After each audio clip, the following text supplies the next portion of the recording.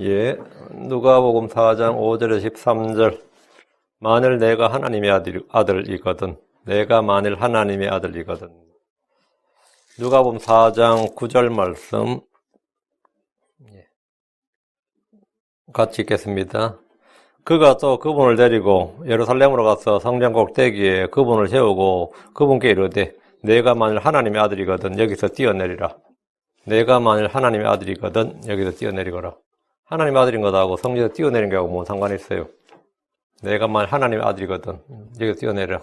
뛰어내리면 하나님의 아들이고 안 뛰어내리면 하나님의 아들인 건가? 예. 내가 만일 하나님의 아들이거든 여기서 뛰어내리라. 마이가 3번 시험했는데 3번 중에 2번 내가 만일 하나님의 아들이거든 했어요. If thou art be the son of God. 근데 두 번째, 지금 누가 보면 나온 두 번째 시험에서는 그 말을 안 했고요. 첫 번째 시험과 세 번째 시험에서는 내가 만일 하나님의 아들이거든 이걸 했습니다. 예, 오늘 공부할 말씀은 성령 인도를 받아서 광야로 가신 주님께서 마귀에게 두 번째, 세 번째 시험을 받으신 장면입니다. 장 기도하겠습니다. 위대하시고 거룩하신 주 하나님 감사합니다. 하나님께서 이 시간 주의 은혜를 충만케 하시고 주의 영을 주셔서 저희로 하여금 이 하나님의 말씀을 잘 듣고 잘 배우고 잘 깨닫고 또 잘 믿고 마음에 잘 적용할 수 있도록 해주시옵소서. 그래서 하나님의 말씀을 사용해서 이 땅에서 믿음으로 살아가도록 하시고 주님을 기쁘시게 하는 증거를 얻도록 인도해 주시옵소서. 아버지 하나님, 저희가 주를 기쁘시게 하고 또 주님이 저희의 기쁨이 되게 하시며 마음에 주님 주신 가장 좋은 은사들 또 가장 좋은 그런 은혜가 넘치게 해 주십시오. 감사드리며 주의 성기도합니다. 아멘.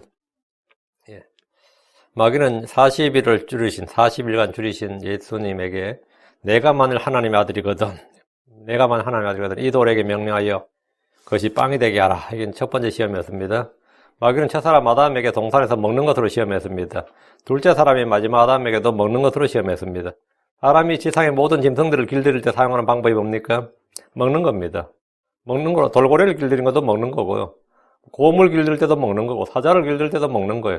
심지어 뱀을 길들 때도 마찬가지예요. 먹는 것으로 시험합니다. 먹는 것으로.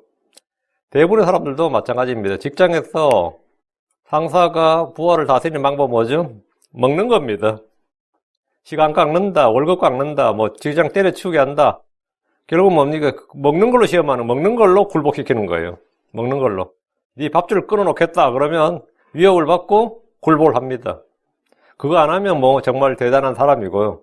뭐 밥줄 끊기더라도 나는 의를 행하겠다 그러면 그 사람 대단한 사람이고 보통은 네 밥줄 끊어놓겠다 그러면 굴복을 해요. 사람도 길들이는 방법은 먹는 겁니다. 먹는 것은 언제나 사람들이 가장 크고 중요한 문제 중에 하나입니다. 마귀는 주님께 만일 내가 하나님의 아들이거든 이러면서 그의 믿음을 시험했고 또한 일의 우선순위를 음식 문제를 해결하라. 음식부터 먹는 것부터 해결하라 이렇게 먼저 줄인 자신의 배를 채우라고 했습니다. 배고픈데 무슨 다른 말이 필요하냐 이거예요. 배고픈데 무슨 하나님 왕국이고 하늘 왕국이고 의고 교회고 뭐고 줄이는데 무슨 먹는 것부터 해결하라고. 이건 모든 인류의 요구사항이에요. 모든 사람들이 다 요구하는 게 먹는 것부터 해결하라고. 먹는 거 해결 안 되면 뭐 가정도 없고 사회도 없고 국가도 없어요. 먹는 거 해결 안 되면. 자신의 배를 채우라 이거예요. 마귀는 하나님의 아들이신 주 예수님에게 먹을 것을 위해서 일하라고 시험했습니다. 그러나 성경은 음식과 배에 대해서 이렇게 말합니다. 고린도전서 1장 13절에 음식들은 배를 위해 있고 배는 음식들을 위해 있거니와 하나님께서는 그것과 그것들을 다 멸하시리라. 이제 몸은 음행을 위해 있지 않냐고 주를 위해 있으며 주께서는 몸을 위해 계시느니라. 주께서는 몸을 위해 계시느니라. 주께서 몸을 위해 계시니까 음식은 배를 위해 있다 그랬죠. 주께서 몸을 위해 계시니까 이 먹는 문제에 대해서 좀 자유로더란 말이에요. 우리는 사실 먹기 위해서 일합니다. 사실 먹기 위해서 산다고 해도 과언이 아닙니다. 뭐 물론 다 살기 위해서 먹는다 그러지만 살기 위해서 먹는다보다는 사실 먹기 위해서 살려면 먹어야 되니까. 그러니까 먹기 위해서 산다 해도 뭐 과언이 아니란 말이죠. 그러나 음식은 우리를 하나님 앞에 내세우지 못합니다. 고린도전서 8장 8절에 그러나 음식은 우리를 하나님 앞에 내세우지 못하느니 우리가 먹어도 더 낫지 아니하고 먹지 않아도 더 못하지 아니하니라 하십니다. 주께서는 사람은 무엇으로 사는지 말씀해 주셨는데 기록된 바 사람이 빵으로만 살 것이 아니요 하나님의 모든 말씀으로 마태복음은 하나님 입에서 나오는 모든 말씀으로 살 것이라 하였느니라 하시더라. 이 말씀은 크리스천들이 뭐 노동을 경시하거나 일을 하지 말라는 것이 아닙니다. 성경은 누구든지 일하려 하지 아니하거든 먹지도 말라고 하였노라 했습니다. 사람은 부지런히 일하고 땅을 갈고 일을 해서 빵을 얻어야 됩니다. 이것은 주께서 아담에게 땅으로 돌아갈 때까지 내 얼굴에 땀을 흘려야 빵을 먹으리니 내가 땅에서 취하야 하기 때문이라. 너는 흙이니 흙으로 돌아갈 것이니라. 이 말씀을 하셨기 때문입니다. 주 예수님께서 사람이 빵으로만 살 것이 아니라 하나님 위에서 나오는 모든 말씀으로 살 것이라고 하신 것은 자기 배를 채우기 위해서 또 한 조각 빵을 위해서 양심을 팔거나 믿음을 버리거나 의를 버리거나 주를 떠나지 않도록 하라는 겁니다. 빵보다 더 중요한 것, 더 귀한 것이 주의 입에서 나오는 말씀입니다. 주 예수님은 자신의 주는 배를 채우기 위해서 빵을 만드는데 하나님의 아들로서의 능력을 사용하지 않으셨습니다. 주께서는 광야에서 육신의 정욕이라는 시험을 이기셨습니다. 저 사람 아담은 말씀을 무시하고 불순종했지만 예수님께서는 기록된 말씀을 믿고 사용하셨습니다. 자신의 주림이란 현실과 느낌과 경험보다 주의 말씀을 더 신뢰했습니다. 마귀는 다시 한번 그분을 시험했습니다. 5절 또 마귀가 그분을 내리고 높은 산으로 올라가 순식간에 세상의 모든 왕국들을 그분께 보여주며 크리스천들 중에는 마귀가 주님을 내리고 간 높은 산이 어딜까? 주님이 곧 간 높은 산이 대체 어딜까? 이렇게 궁금해하고 이런저런 의견을 제시합니다. 주석서들에도 보면 이 산이 어느 산일까? 뭐 감이 안 잡히죠, 솔직히. 이 산이 어느 산일까? 그래서 천하 만국을 한꺼번에 볼 수 있는 산이 어디 있느냐? 그런 산 없어요, 지구상에.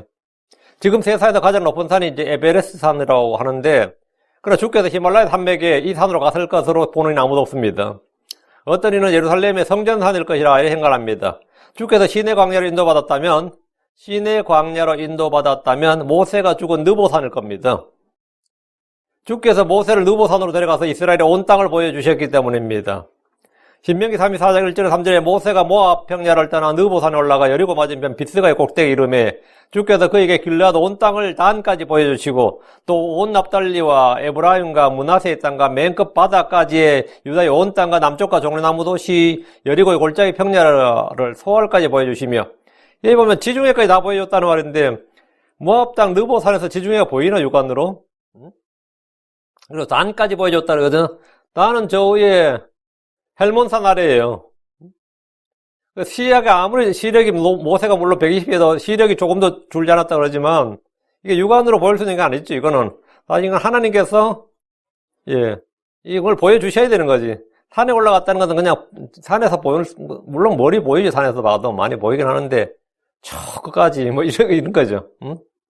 근데 마귀는 하나님을 흉내내고 따라하는데 굉장히 익숙하고 능숙합니다. 마귀는 주 예수님에게 순식간에 세상의 모든 왕국들을 보여주었습니다. 사실 지구상에 어떤 산에 올라가도 사람이 육안으로 온 세상의 모든 왕국을 볼 수는 없습니다. 또 여기서 또 평면 지구론자들은 봐라 땅이 평평하다 또 이러고 있어요. 땅이 평평하든 어쨌든 간에 세상 모든 왕국을 볼 수는 없다고요. 세상 지구상 어떤 산에 올라가더라도 망원경을 사용한다 해도 순식간에 세상의 모든 왕국을 볼 수는 없습니다. 마귀는 환상으로 보여줬거나 영안에서 보여줬을 겁니다. 마귀는 먼저 먹는 것으로 시험한 후에 이번에는 보는 것으로 시험했습니다. 사람들에게 먹는 것이 제일 시급하고 항상요. 다음에 이제 먹는 게 해결되면 좀 보기에 좋은 걸 찾게 됩니다. 그러면 순서가 그래요. 그때는 이제 먹거리가 해결되면 사람들은 더 좋은 걸 찾게 되죠. 이제 먹는 거 해결돼서 끝이다 그러지 않잖아요. 그때부터는 신발을 신어도 더 고급 제품, 옷을 입어도 또 좀 더 고급, 이제 브랜드 상품, 뭐 그런 거예요. 제가 중학교 다닐 때에도 제가 1,000원짜리, 1,500원짜리 신발 신고 학교 다녔어요. 근데 그거는 전교생이 거의 통일됐습니다. 그런데 약간 지나니까 80년대 되니까 5,000원짜리, 6,000원짜리 나오더니 다음에 15,000원짜리가 나오더라고요. 그게 프로스펙스였어요. 그게 나이키였어요. 나이키 그때 15,000원 했습니다. 제가 다닐 때. 그걸 애들이 막 사신기시 하는 거예요. 이제 또 1,000원짜리, 1,500원짜리가 10배가 뛴 거예요. 그 가방도 이제는 나이키 프로스펙스, 뭐 아디다스, 이런 걸로 이제 막 바뀌는 거예요. 제가 좀 더 지나니까 그때 이제 애들은 그럼 평범한 게 됐어요. 특별한 애들 입고 신는 게 아니라 평범한 게 돼버렸고. 다음엔 당연히 뭐죠? 더 좋은 거죠. 근데 보기에 좋은 거, 이제 디자인을 따지게 된다고. 똑같은 것이라도 똑같은 게 아니에요. 보기에 좋은 거. 이제 예수님에게 빵으로 시험하고 나서 다음에 당연히 보는 것으로 시험하는 거죠. 이게 순서입니다. 모든 사람에 대한 순서예요. 처음에는 먹고 사는 것만 해결돼도 다 될 것 같지만 먹고 사는 거 해결되면 다음엔 좋은 걸 찾게 됩니다. 그렇지 않으면 엄청나게 불만이 쌓이고 열받고 사는 게 사는 것 같지 않고 행복하지 않아요. 예전에 배만 좀 해결되더라도 살 것 같은데 실제로 배가 해결되면 살지 않습니다. 사람은 보는 것으로 인해서 정욕이 생깁니다. 이것을 안목의 정욕이라고 합니다. 여자는 선악을 알게 하는 나무 열매를 보니 지혜롭게 할 만큼 탐스러웠다고 했습니다. 마귀의 음성을 듣고 나서 보니 그렇게 보였던 겁니다. 롯은 눈을 들어 요르단 평야를 보니 그것이 주의 동산 같고 이집트 땅 같았습니다. 대부분의 죄는 보는 것으로 시작됩니다. 아가는 주의 저주받은 물건들에 대해 명령을 들었지만 바빌론에서 만든 좋은 옷과 은 200세겔과 50세겔 나가는 금덩어리 하나를 보고 탐이 나서 그것들을 취했습니다. 성경은 말합니다. 눈은 보는 것으로 만족하지 아니하고 귀는 듣는 것으로 채워지지 아니하는도다.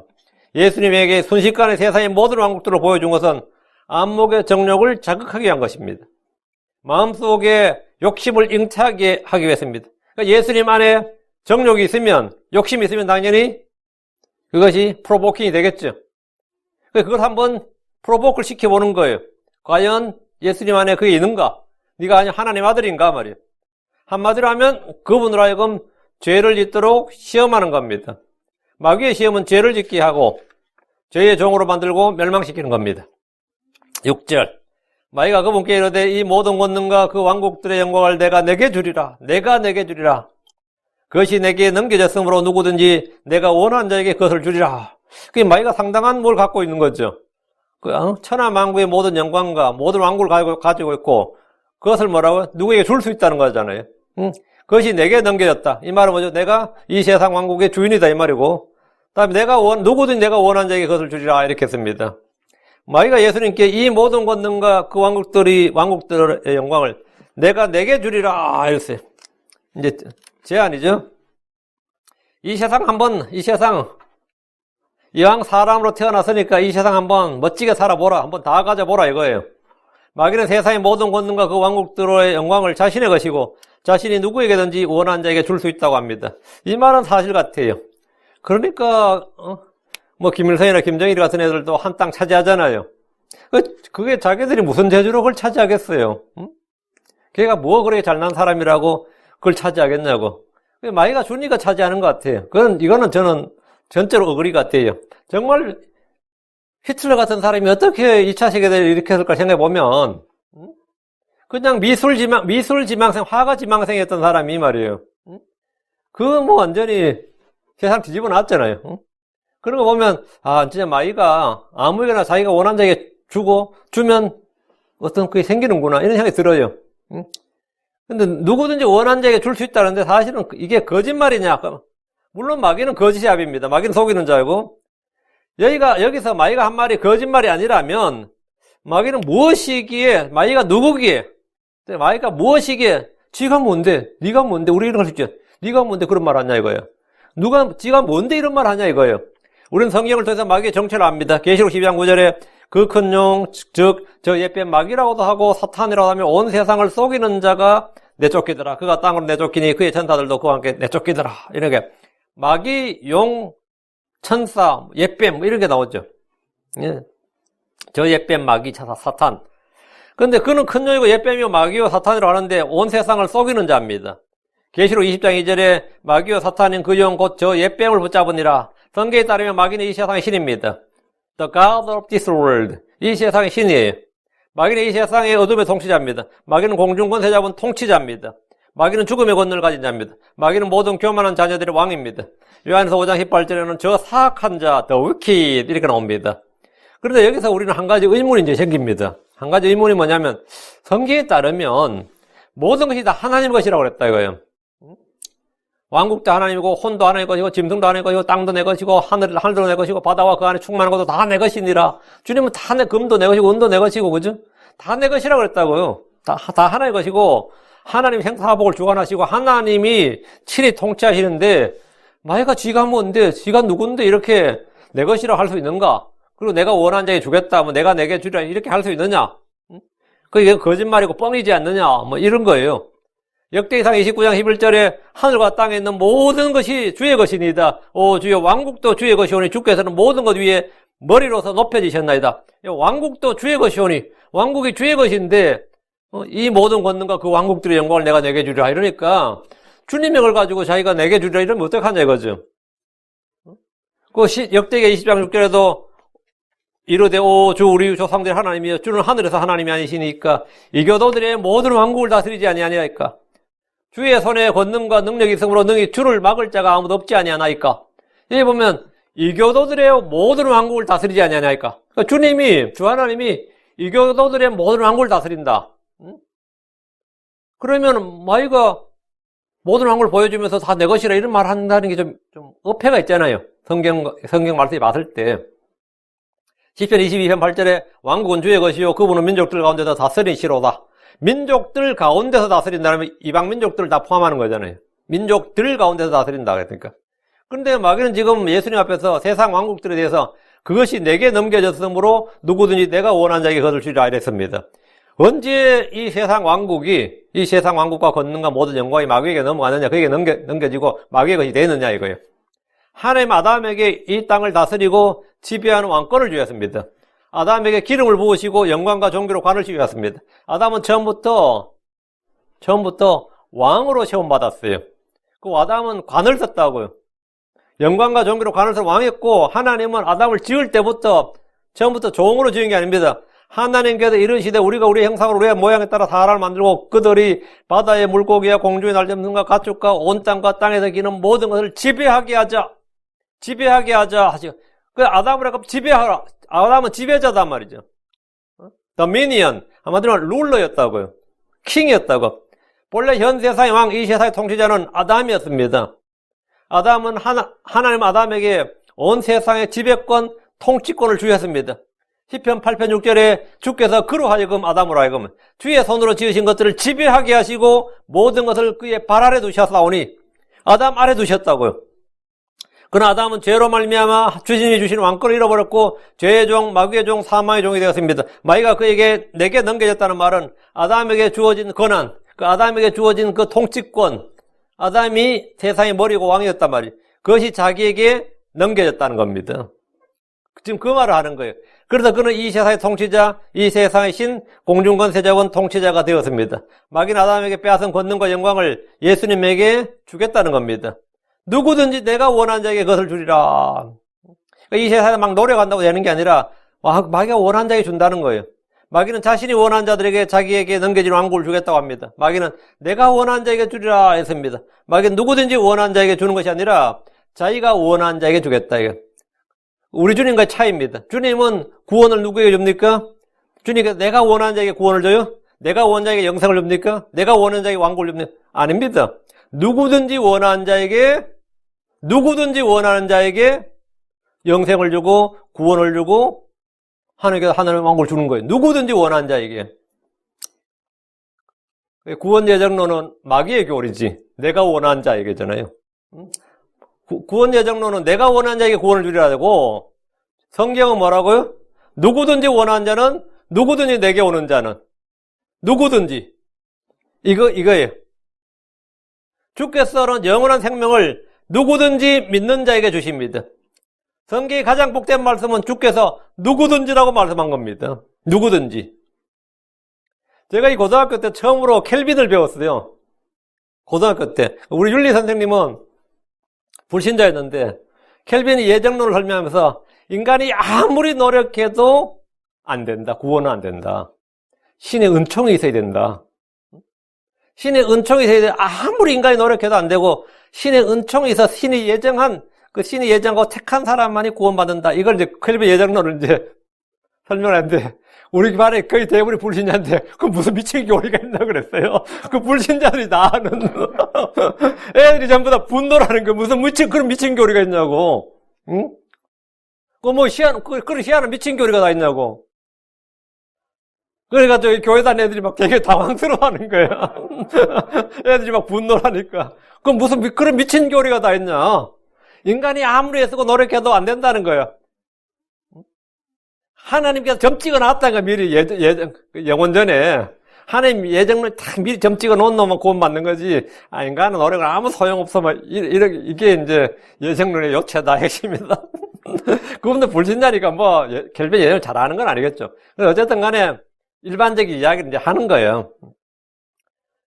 그 만세전에 너를 탁하시고 뭐 영원전에 나를 택하시고 뭐 어쩌고저쩌고 하잖아요. 응?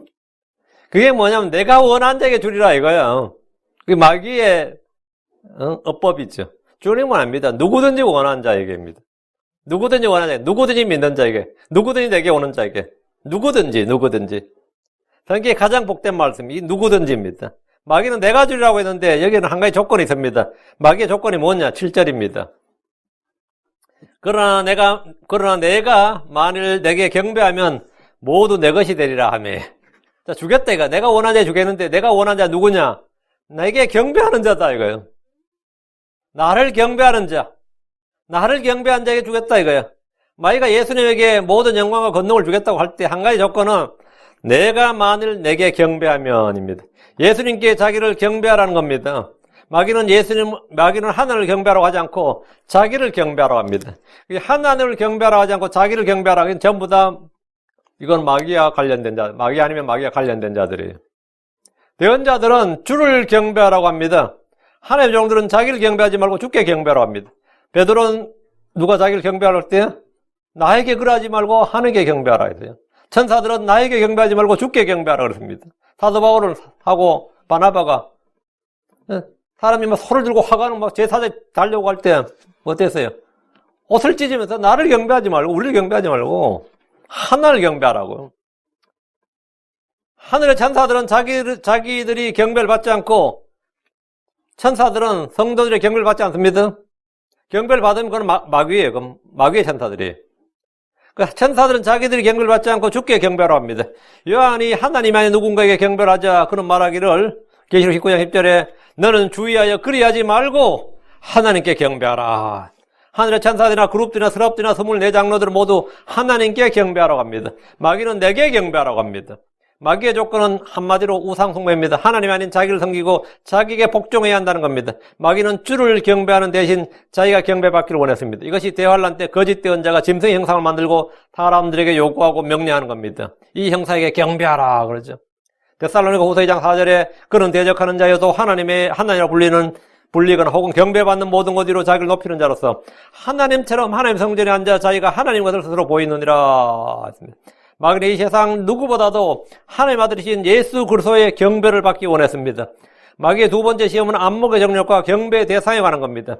경배란 단어의 기본 뜻이 뭐냐? 한국 사람들은 경배란 단어는 찬양과 경배 때만 쓰고 잘 안 써요.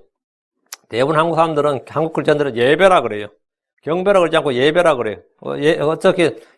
그러다가 경배당이라고 하지 않고 예배당이라 그러잖아요. 그렇죠? 교회를 예배당이라 그러고 예배 드린다 그러지 경배 드린다 이런 말 잘 안 쓴다고. 경배가 뭐냐? 그 예배가 뭐냐 그러면 정의를 탁 내리는 사람이 잘 없어요. 내가 교회 예배 드리러 왔다 그러면 어떻게 하면 예배 드리냐 그러면 그거 잘 모른다고. 응? 예배랑 기본 뜻은 절하는 겁니다. 절하는 거예요. 머리를 숙이고 무릎을 꿇어서 엎드리는 겁니다. 마태복음 4장 9절에 그분께 이르되 내가 만일 엎드려 내게 경배하면, 그래서 마귀가 요구하는 게 뭐냐면 내가 만일 엎드려 내게 경배하면 내가 이 모든 걸 내게 주리라 그랬습니다. 엎드려 경배한다는 표현대로 경배는 엎드려 절하는 겁니다. 엎드려 절한다, 이게 경배예요. 이것은 그 대상에게 순종과 굴복과 공경과 권위를 인정하는 것을 몸으로 표현하는 행위입니다. 한국 사람들은 죽은 자들에게도 엎드려 절하고 산자들에게도 엎드려 절하고 이 엎드려 절하는 것을 예의라고 생각합니다. 저 같은 사람이 만약에 한국 가면 한 20년 만에 한국 갔다 싶습니다. 10년, 20년 한국 가면 오랜만에 만나죠. 동네 어른 만나면, 20년 만에 만났네. 이러면, 절 받으세요. 그래요. 첫 인사가, 절 받으세요. 오랜만에 만나면 절 받으세요. 이거 한국교회는 오랫동안 경배란 단어보다 예배란 단어를 많이 사용하는데, 근데 예배가 뭔지를, 그 뜻을 잘 모르는 분들이 많습니다. 절하고 무릎 꿇는 겁니다. 고넬료는 베드로가 집으로 딱 들어오자 엎드려 절했습니다. 베드로한테 엎드려 절한 거예요. 근데 이건 동양문화권에서 이상한 게 아니에요. 한국 사람이나 중국 사람, 일본 사람이나 이 동남아에도 마찬가지고 엎드려 절하는 건 굉장히 익숙합니다. 성경은 이 장면을 기록하기를 사도행전 10장 25절에 베드로가 베드로 집으로 들어올 때요. 고넬료가 그를 맞이하며 그의 발 앞에 엎드려 그에게 뭐하거늘? 경배하거늘. 엎드려 뭐했어요? 사실은 절했어요. 절했는데 엎드려 그에게 뭐 했다고 했어요?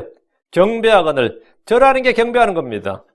종이 주인에게, 신하가 왕에게, 자식이 부모에게 엎드려 절하는 것은 유교 문화권에서는 흔한 일인데 이것이 다 경배입니다.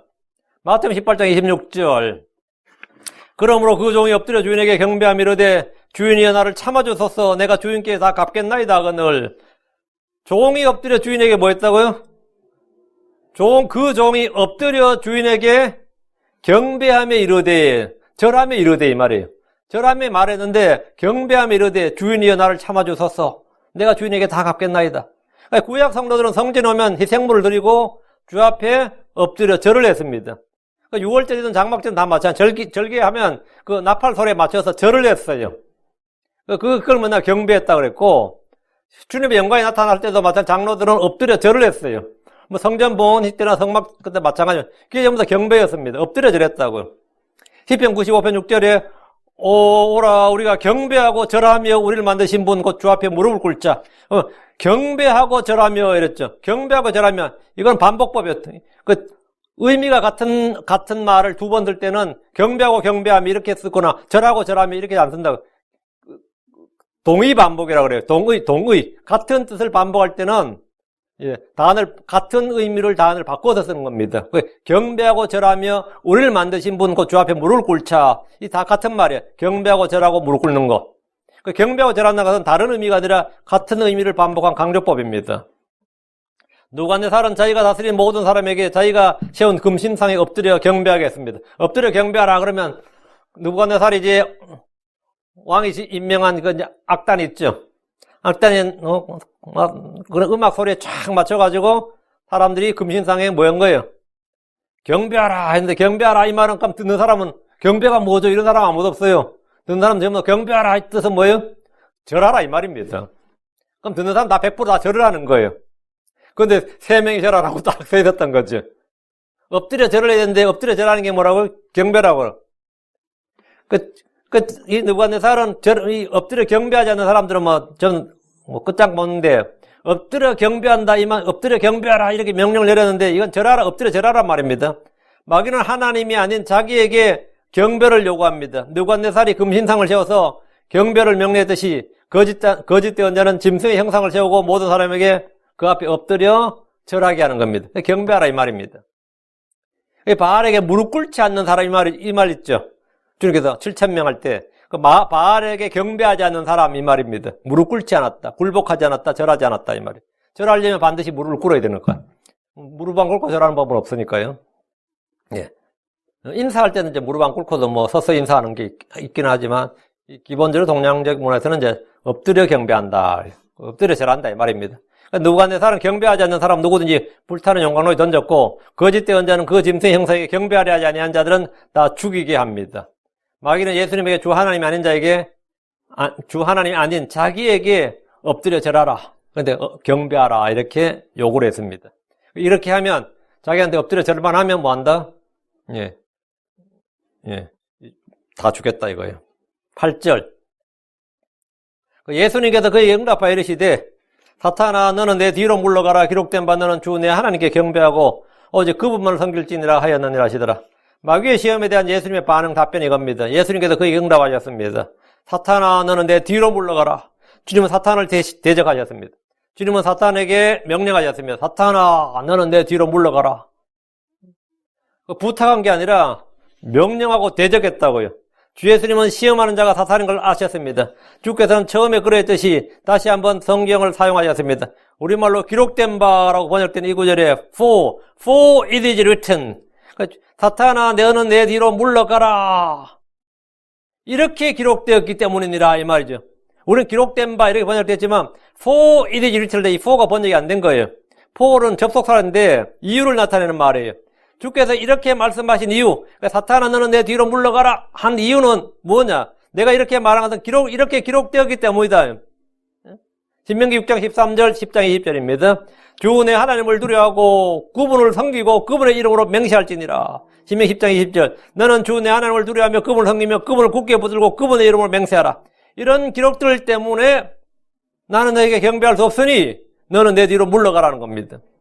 우리가 어떤 말을 하고 행동을 하고 생각을 하고 판단할 때 언제나 그 근거가 되는 기준이 되는 말씀이 있어야 됩니다. 성경에 이렇게 기록되어 있기 때문에 for it is written, 뭐 as it is written. 그게 뭐냐면 기록된 바. 이렇게 기록되어 있는 고로. 사탄아 너는 내 뒤로 물러가라. 기록되어 있기를. 이렇게 기록되어 있기 때문에 말이에요. 성경에 기록되어 있기 때문에. 주님은 사탄의 시험에 대해서, 아니 사탄의 그 제안에 대해서 고민하거나 깊이 생각하거나 따져볼 일도 없었습니다. 듣고 보니까 참 좀 마음이 고민이 된다. 자, 생각을 좀 해봐야 될 문제다. 사실 이렇게 이미 내 고민이 된다. 생각을 좀 해봐야겠다. 이렇게 마음속에서 이 디베이트가 일어나기 시작했다면 이미 패배했다는 뜻이에요. 그건 패배의 전조입니다. 이 마음속에 확고한 이 스탠다드, 기준이 서 있지 않은 사람은 언제나 좀 더 기도해 봐야 되겠습니다. 좀 더 뭘 해봐. 이게 항상 이게 마음속에 뭐가 있는 거예요? 예, 디베이트가 일어나요. 그 사탄의 제안과 요구는 아예 생각할 가치조차 없는 겁니다. 생각할 가치조차 없는 것이고, 뭐 타협하고 딜을 해보거나, 뭐 해볼 이런 게 전혀 없는 거예요. 그냥 노우지. 뭐 다른 답이 있을 게 없는데 여기 대해서 고민한다 그러면 이미 끝장난 거예요. 이미 여기서 고민한다 하면 그거는 이미 반 이상은 마귀에게 진 겁니다. 판단의 말씀이 마음에 없는 사람들은 늘 고민에 고민을 거듭하고 어찌해야 될지 모릅니다. 어찌해야 될지 몰라요. 주께서는 성경을 통해 너는 주 내 하나님께 경배하고 오직 그 부분을 섬길지니라 이 말씀과 반대되는 어떤 시험에도 응하지 않으셨습니다. 그건 뭐 생각해 볼 필요도 없는 거지. 이번에 한번 잡 어플리케이션을 냈는데 거기서는 일요일 날 꼭 일을 해야 된다고 하네요. 그러면 생각해 볼 가치가 없는 거예요. 그 잡은 잡 오퍼가 뭐 어떻게 더라도 생각해 볼 가치가 없는 거야, 아예. 그냥 노 하면 될 일이지 생각해 볼 가치가 없다고. 내가 이번에 이사할 곳은 교회가 없는 곳이네요. 생각해 볼 가치가 없는 거야. 그 뭐 디베이트하고 고민해보고 기도해보고 할 게 아니라고. 아예 생각해볼 가치가 없는 겁니다. 생각해볼 가치가 없는 것에 대해서 막 생각을 하고 고민하고 이미 진 거예요. 생각해볼 가치가 없는 것들에 대해서. 이번엔 일요일에 엄청나게 생각해볼 가치가 없는 겁니다. 근데 이런 기준이 안 서 있으면 뭐가 되느냐예요. 기준이 안 서 있으면 타협을 하게 됩니다. 타협을 하게 되면 희생을 못 합니다. 우리가 드리는 이 모든 일들은 영적 희생물이란 건 뭐죠? sacrifice예요. sacrifice라고. 근데 내가 sacrifice가 없어. 왜? gain, 이익을 얻어야 되기 때문입니다. 나는 희생을 하고 싶지 않고 이익을 얻어야 된다고.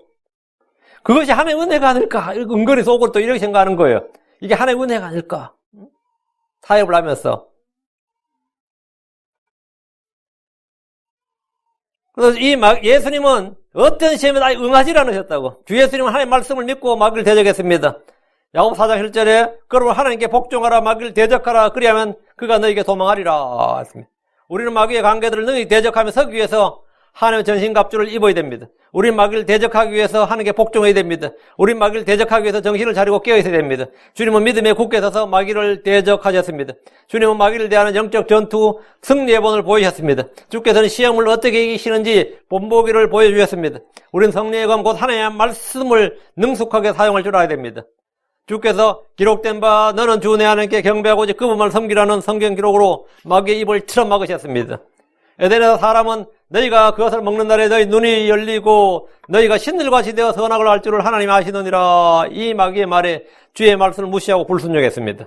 그러나 주 예수님은 세상의 모든 왕국 모든 영광을 다 주겠다는 말에도 이런 지하에 거절하고 그를 책망했습니다. 주님한테 잡을 주겠다는 게 아니잖아요. 학위를 주겠다는 것도 아니고 돈을 주겠다는 거 아니고 이건 엄청난 제안이었어요. 정말 천하 만국의 모든 영광과 권능을 다 주겠다잖아요.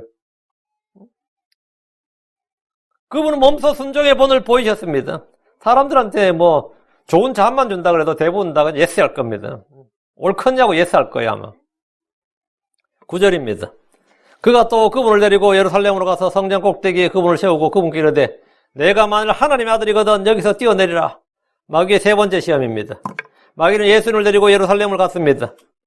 광야 높은 산에 이어 첫 번째는 광야였고 두 번째 높은 산에 이어 이번에는 예루살렘 성전 꼭대기가 무대입니다. 성전은 사람들이 많이 모이는 곳이고 광야나 높은 산과 달리 회중들이 누구나 볼 수 있는 공개적인 장소입니다. 광야나 높은 산은 사람이 없는 곳이잖아요. 그러나 이 성전은 언제나 사람이 많은 곳이에요. 마귀는 내가 만일 하나님의 아들이거든 여기서 뛰어내리라고 했습니다. 하나님의 아들인 것과 성전 꼭대기에서 뛰어내린 것이 대체 뭔 관련이 있습니까? 이것은 사람들 앞에서 초자연적인 표적과 이적과 기적을 보여줌으로써 내 자신을 하나님의 아들로 보여주고 믿게 하고 입증하라는 겁니다. 네가 정말 하나님의 아들이거든 하나님의 아들로 사람들 앞에 공개적으로 쫙 슈퍼스타처럼 한번 나타나 보라 이거예요. 토르가 하늘에서 내려와서 땅에 딱 착지하듯이 성전 꼭대기에서 쫙 해서 멋있게 한번 때로를 구르지 말고 그죠? 쫙 나타나는 거야. 그럼 성전 지축이 쫙 흔들리면서 먼지가 쫙 나고 어때요? 완전히 헐리우드 특수효과가 나타나는 거지. 그럼 사람들이 와 할 거 아니야? 근데 이 사람을 딱 보니까 얼마 전에 심내인 요한이 하나님 아들이라고 증언했던 바로 그 사람이네. 이거 완전 짝이 딱 맞아 떨어지는 거예요. 단번에 예수님은 하나님의 아들로 유대 땅에 그죠? 네가 진짜 하나님의 아들이거든 그렇게 보이라고. 그래서 하나님의 아들이라면서 가만히 있고 이렇게 하면 누가 알아주냐고. 단번에 네가 하나님의 아들인 걸 보여주고 하나님의 아들로 그냥 사람들이 쫙 믿게 하고 경배받으라 이거. 네가 진짜 하나님의 아들이거든 그렇게 하라고. 내가 쉬운 방법 가르쳐줄게. 성전 꼭대기 여기서 한번 뛰어내려. 그래서 성전 꼭대기 유대인들이 모두 본 앞에서 제사장들이 본 앞에서 말이죠. 장로들이나 바리새인들, 서기관들, 율법사들이 쫙 다 있고 그래서 주님이 탁 뛰어내리면서 쫙 나타나면 단번에 유대의 영웅이나 슈퍼스타가 될 수 있습니다. 표적을 좋아하는 유대인들은 이 장면에 열광할 것이 뻔합니다. 이미 침례자 요한을 통해서 예수님은 하나님의 아들이라고는 하나님의 아들이라는 증언을 받았고 성전 꼭대기에서 뛰어내리는데 성공하면 그 광경을 본 사람들은 기적을 보았다고 생각할 겁니다. 이것이 인생의 자랑입니다. 이게 인생의 자랑입니다. 마귀는 예수님에게 내가 만일 하나님의 아들이라도 아무도 알아주지 않고 아무도 믿어주지 않고 아무도 인정하지 않는다면 그게 뭔 소용이냐? 네가 아무리 하나님의 아들이라도 유대 사람 아무도 너 안 믿어주는데 그게 뭔 소용이냐? 그게 무슨 의미가 있고 무슨 유익이 있느냐? 네가 백날 하나님의 아들이라고 말해봐야 누가 믿으면 너 믿어주겠냐? 한 번에 믿게 해줄게. 한 번에 믿음을 줄 수 있는 방법이 있다 이거예요. 직접 보여주고 사람들로부터 인정을 받으라는 겁니다.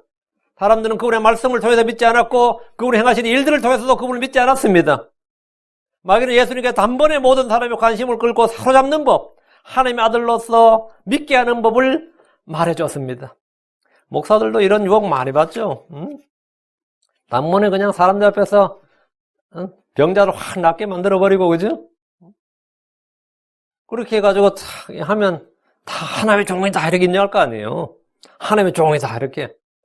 그러나 주님은 마귀의 방법과 마귀의 지혜와 마귀의 술책에 전혀 관심이 없었습니다. 거긴 전혀 관심이 없었어요.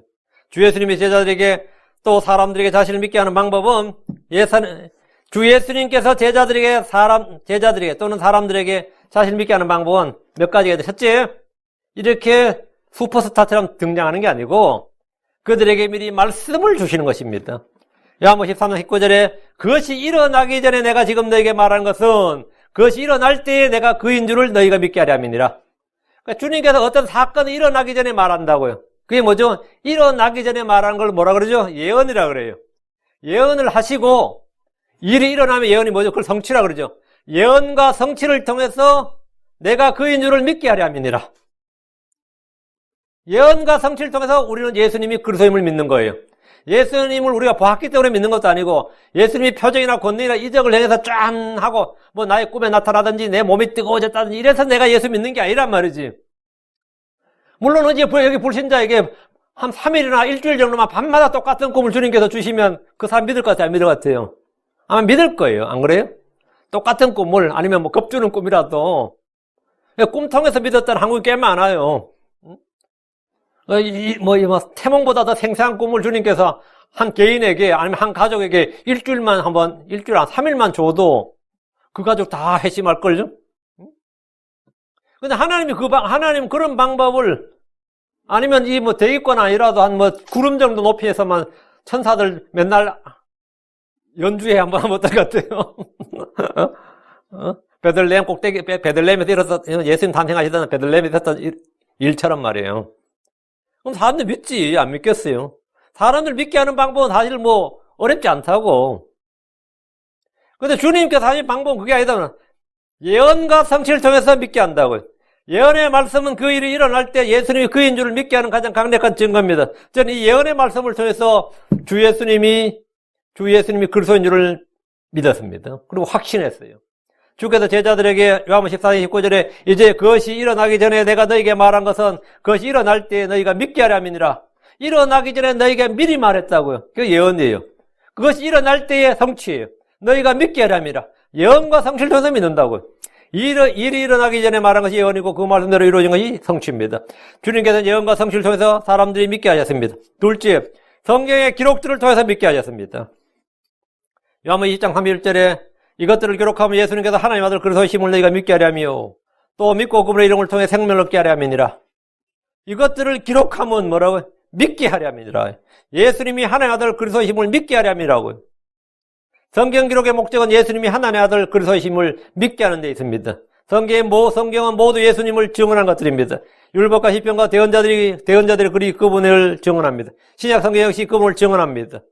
요한일서 5장 13절에 내가 하나님 아들의 이름을 믿는 너에게 이것들을 쓴 것은 너에게 영원한 생명이 있음을 너희가 알게 하고 또 하나님 아들의 이름을 너희가 믿게 하려 함이니라. 셋째, 증인들을 통해 믿게 하는 겁니다. 증인들을 통해 믿게 하십니다. 침례자 요한은 주 예수님을 증언한 증인이었고 하나님은 그를 통해 믿게 하셨습니다. 요한이 온 것은 모든 사람이 그분을 믿게 하는 데 있었습니다. 요한복음 1장 7절에 바로 그가 증언하러 왔으니 이것은 그 빛에 대해 증언하며 모든 사람이 자기를 통해 믿게 하려 함이니라. 사도들을 증인으로 부르신 것도 그들의 증언을 통해 주 예수님을 믿게 하는 겁니다. 요한복음 19장 35절 그것을 본 자가 증언하였으며 그의 증언은 참되니라. 그는 자기가 말하는 것이 참된 줄 아나니 이것은 너희가 믿게 하려 함이니라. 그이 믿게 하려 한다고. 이것이 주님께서 이 세상 사람들에게 자신을 믿게 하는 방법입니다. 표적이나 권능이나 이적이나 체험이나 환상이나 꿈이나 이것은 믿게 하는 방법이 아닙니다. 그건 성경이 제시한 방법이 아니에요. 물론 그래서 믿었다는 사람들은 믿은 거고 그건 성경적인 방법은 아니에요. 그러나 유대인들은 물론이고 대부분의 사람들은 표적이나 이적이나 기적이나 권능을 보고 믿으려 합니다. 이 방법은 사실은 마귀의 방법입니다. 유대인들의 말입니다. 자, 요한복음 1장 30절. 그러므로 그들이 그분께 이르되 그러면 선생님께서 우리에게 무슨 표적을 보이사 우리가 보고 선생님을 믿게 하시겠나이까? 선생님은 무슨 일을 행하시나이까? 네가 정말 하나님 아들이라면, 내가 정말 그리스도라면 우리에게 보고 믿게 하라는 거예요. 마귀는 바로 성전에서 뛰어내린 게 가장 좋은 방법이다 이거예요. 마귀는 예수님에게 내가 만약 하나님 아들이거든 이들의 요구를 충족해 주라는 겁니다.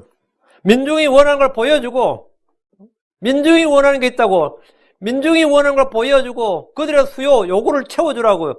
인기와 명예를 얻으라 이거예요. 단번에 유대인들은 예수님을 십자가에 못 박은 뒤에 이렇게 말했습니다. 마태복음 21장 40절에 이르되 성전을 헐고 사흘 만에 짓는 자여 내 자신이나 구원하라. 내가 만일 하나님의 아들이거든 십자가에서 내려오라 하고 내가 만일 하나님의 아들이거든 하라. 내가 만일 하나님의 아들이거든 하라. 이건 뭐죠? 전부 다 마귀의 합법이고 이 마귀의 시험하는 방법입니다. 여기서 어떤 이들은 만약 예수님이 사탄의 요구대로 정말 예수님께서 성령 공기에서 뛰어내렸으면 어떻게 됐겠느냐 이렇게 묻는 분들, 이렇게 호기심을 발동하는 분들 있죠. 예수님이 그날 뛰어내렸으면 어떻게 됐을 것 같아요? 그 자리에서 슈퍼스타가 되는 것이 아니라 즉사합니다. 죽어요. 마귀는 거짓이합일 뿐 아니라 살인자입니다. 마귀는 두 번째 시험에서는 그분께 내가만 하나님 아들이거든 이 말 안 했는데 첫 번째 시험과 세 번째 시험에서 이 말 했어요. 하나님의 아들이라면 표적과 권능을 통해 자신을 입증해 보라는 겁니다. 예수님 자신이 하나님의 아들이심을 요한의 증언을 통해서 성경 기록을 통해서 말씀의 성취를 통해서 자신이 행하는 일을 통해서 보이셨습니다. 유대인들은 표적을 요구합니다. 마태복음 12장 38절에 그때 서기관들과 바리새인들 중에 어떤 자들이 응답하여 이르되 선생님이여 선생님으로부터 표적을 보기를 원하나이다. 선생님으로부터 표적을 보기를 원하나이다. 이 말이 무슨 말이에요? 당신이 그리스도란 표적, 당신이 메시아고 우리가 기다리는 거 하나님의 아들이란 표적을 좀 보여달라고 그런 증거를 좀 보여달라 이 말이에요.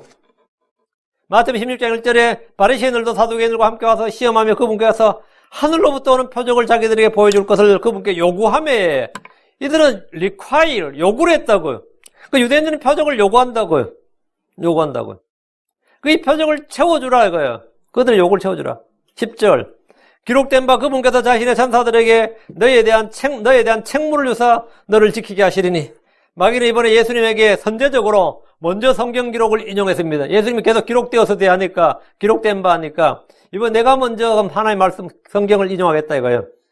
예수님께서 두 번이나 기록된 바라고 성경을 사용하셨기 때문에 마귀는 먼저 선수를 친 거예요. 선제적으로 성경 기록을 인용해서 그가 성전 꼭대기에서 뛰어내려도 아무 문제가 없을 것이라고 했습니다. 시편 91편 11절에 그분께서 자신의 천사들에게 너에 대한 책무를 주사 내 모든 길에서 너를 지키게 하시리라. 마귀가 성경 이 시편 91편 11절을 딱 인용한 거예요. 마귀는 성경을 인용하면서 내 모든 길에서란 말을 빼버렸습니다. 마귀가 하는 이런 주의 말씀을 더하거나 빼거나 바꾸는 겁니다. 그 바꾸면 뭐가 되는 거죠? 항상 사고가 터지는 거죠. 그건 에덴에서도 그렇게 했습니다. 에덴에서는 뭘 뺐어요? freely라는 마음대로 먹어도 된다. 마음대로라는 단어를 빼버렸죠. freely. 여기서는 in all thy ways. 네 모든 길에서라는 단어를 빼버렸는데 마귀는 주의 말씀을 부패시키는 자입니다. 시편 91편은 고난받는 이스라엘, 대환란에서 주를 신뢰하며 끝까지 견디는 자들에게 주시는 안전과 보호를 약속하는 말씀입니다. 주께서 하나님의 명령과 주 예수로의 증언을 지킨 자들을 모든 길에서 지키도록 자신의 천사들에게 책무를 주십니다. 주께서 오실 때 용과 그의 천사들 적그리스도의 군대로부터 성도들을 보호하는 것이 천사들의 직무입니다. 주님은 성도들을 모든 길에서 지키게 하십니다. 그런데 마귀는 지금 성전 꼭대기에 예수님을 세워두고 이 재림의 주 예수님께서 이스라엘 백성들에게 할 일, 고난받는 이스라엘 백성들이 할 일, 거기에 해당되는 말씀을 초림의 주 예수님에게 적용을 한 거죠. 대상도 잘못됐고 세대도 잘못됐어요. 마귀는 언제나 하나님의 말씀을 인용할 때 대상과 세대를 잘못 적용해서 성경을 인용하고 시험합니다. 안식교도들은 언제나 구약 성경에 기록된 구약 이스라엘에게 적용될 말씀을 신약의 크리스천들에게 적용해서 오늘도 안식일을 지켜야 된다, 음식기를 지켜야 된다, 뭐 별의별 소리를 다 해야 되지만 그건 헛소리입니다. 그들이 하는 말이 성경의 진리가 아니란 게 아니에요. 세대가 잘못됐고 대상이 잘못됐다고. 여호와의 증인들은 언제나 성경을 인용합니다. 그들은 미래의 천년왕국에 해당되는 말씀을 계속해서 현재 크리스천에게 자꾸 적용을 합니다. 대상이 잘못됐고 세대가 잘못됐다고요. 많은 사람들이 성경을 잘 인용해요. 성경을 100번 읽었다는 사람도 많습니다. 100번 이상 읽었다는 사람 많아요. 근데 자꾸 잘못된 세대, 잘못된 대상을 그 말씀을 자꾸 인용을 하는데 듣는 사람이 이걸 모르면 그냥 당하는 거지. 그냥 당하는 거지. 주님은 성도들을 모든 길에서 지키게 하십니다. 마귀는 대상과 세대를 혼용하고 오용하고 잘못 적용해서 성경을 인용하고 시험했습니다. 이것이 마귀와 그의 사역자들이 하는 일입니다. 구약과 신약, 대환란 시대 천년왕국을 나누지 못하고 유대인과 이방인 하나님의 교회를 나누지 못한 채 성경을 인용해서 적용하는 것이 마귀의 강기고 술책입니다. 그래서 오늘날도 교회 와서 율법 지켜야 된다고 뭐 이런 거 있죠. 이런 사람들이 굉장히 성경적으로 열심인 것 같아요. 굉장히 열심인 것 같아요. 근데 왜 유대인들에게 적용된 율례를 계속해서 크리스천들에 적용시켜 보려고 구약에 해당된 율법을 계속 신약에 적용시켜야 된다고 주장하는 거예요. 이게 바로 이 마귀의 강기고 술책입니다. 11절 그들이 자기 손으로 너를 받들어 언제라도 내 발이 돌에 부딪히지 아니하게 하리로다 하였느니라 하며 이것은 시편 91편 12절 말씀을 인용한 겁니다. 시편 91편 12절에 그들이 자기 손으로 너를 받들어 내 발이 돌에 부딪히지 아니하게 하리로다. 마귀가 이 구절을 인용했는데 시편 91편에서 주님이 약속하신 것은 매우 많습니다. 시편 91편으로 가서 한번 보시죠. 이 문맥을 한번 봐야죠.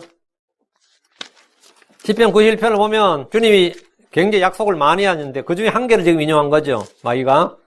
시편 91편 첫 번째 약속이 3절 그분께서 너를 새 사냥꾼의 올무에서와 해로운 역병에서 확실히 건지시로다. 둘째 6절 내가 밤에 임하는 두려움과 낮에 날아드는 화살과 어둠 속에서 나는 역병과 한낮의 피폐하게 멸망을 무서워하지 아니하로다. 이게 전부 다 대환란 때 고난만 이스라엘에 관한 겁니다. 셋째 1000명이 내 곁에서 10,000명이 내 오른쪽에서 쓰러질 터이나 그것이 내게 가까이 오지 못하리로다. 7절에 넷째 10절 어떤 재앙도 내게 닥치지 못하며 어떤 역병도 내 거처에 가까이 오지 못하리라. 12절 그들이 자기 손으로 너를 받들어 내 발이 돌에 부딪히지 아니하게 하로다. 이게 지금 마귀가 인용한 구절이고요. 여섯째 13절 내가 사자와 독사를 밟으며 젊은 사자와 용을 발밑에 짓밟으려다. 용을 짓밟는다. 언제 이야기예요? 예, 당연히 전부 재림 때죠. 이런 약속들 중에서 마귀는 천사들이 자기 손으로 너를 받들어 내 발이 부딪히지 않게 하겠다는 말씀, 시편 91편 12절을 인용해서 성전 꼭대기에서 뛰어내려 보라고 했는데 대상과 세대가 잘못되었습니다. 이것은 조림 때 주 예수님에게 해당되는 말씀이 아니라 재림 때 이스라엘 백성에게 관한 것입니다. 이기는 자들에 관한 겁니다. 12절.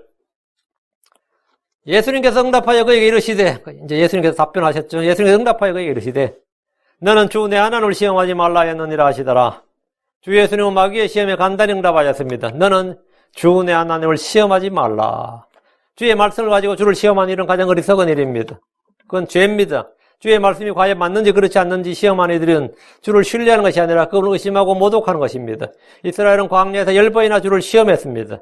성경 말하기를 고린도전 10장 9절에 또한 그들 중에 어떤 자들이 그리스도를 시험하다가 뱀들에게 멸망을 당하였으니 우린 그들같이 시험하지 말자. 마귀는 주 예수님께서 주 하나님을 시험해보라고 했으나 주께서는 너는 주 내 하나님을 시험하지 말라는 말씀으로 시험하는 자의 시험을 간단히 이기셨습니다. 주님은 신명기 6장 16절에 너희가 마사에서 주 너희 하나님을 시험한 같이 그분을 시험하지 말라 이 말씀을 인용하셨습니다. 주님은 말씀에 능하셨고 말씀을 사용하는 데 익숙한 전사셨습니다. 13절. 마귀가 모든 시험을 마치고 한동안 그분을 떠나니라. 한동안 그분을 떠나니라 했으니까 다시 왔겠죠. 영원히 떠난 건 아니란 말이죠. 잠시 떠난 거였다고. 마귀는 육신의 정욕과 안목의 정욕과 인생의 자랑에 대해서 각기 한 가지씩 세 가지를 시험했습니다. 마귀가 모든 시험을 마쳤다는 것은 이 셋이 이 세상에 있는 모든 것이기 때문입니다. 육신의 정욕, 안목의 정욕, 인생의 자랑이 이 세상에 있는 모든 것이에요. 요한일서 2장 16절에 세상에 있는 모든 것, 즉 육신의 정욕과 안목의 정욕과 인생의 자랑은 아버지에게서 나지 아니하고 세상에서 나느니라. 세상에 있는 모든 것 해놓고 뭐라고 해요? 육신의 정욕, 안목의 정욕, 인생의 자랑이었어요. 이거는 이 세 가지는 모든 것이에요. 그러니까 마귀가 모든 시험을 마치고 할 때 모든 시험은 이 세상에 있는 모든 것, 그 육신의 정욕, 안목의 정욕, 인생의 자랑 이걸 마치고 한동안 꿈을 떠나니라. 주 예수님은 모든 시험, 이 세상에 속한 모든 것, 이 세상에 속한 모든 시험을 다 이기셨습니다. 이 세상의 모든 시험을 다 이기셨다 할 때, 이 세상의 모든 시험, 이 말은 뭐냐면, 육신의 정욕과 안목의 정욕과 인생의 자랑에 관한 모든 걸 이기셨다, 이 말이죠. 그리고 마귀를 물리치셨습니다. 마귀는 한동안 그분을 떠났습니다. 사탄은 그분을 완전히 영원히 떠난 것이 아닙니다. 마귀는 바리새인들과 사두개인들과 율법사들과 서기관들, 민중들을 활용해서 계속해서 그분을 시험했습니다. 시험하고 또 시험했어요. 계속해서 시험했고 십자가에서도 시험했고 계속해서 시험했습니다. 오늘 여기까지 하고 다음 시간에 이제 예수님의 공생의 본격적인 사역이 시작됩니다. 잠깐 기도합시다.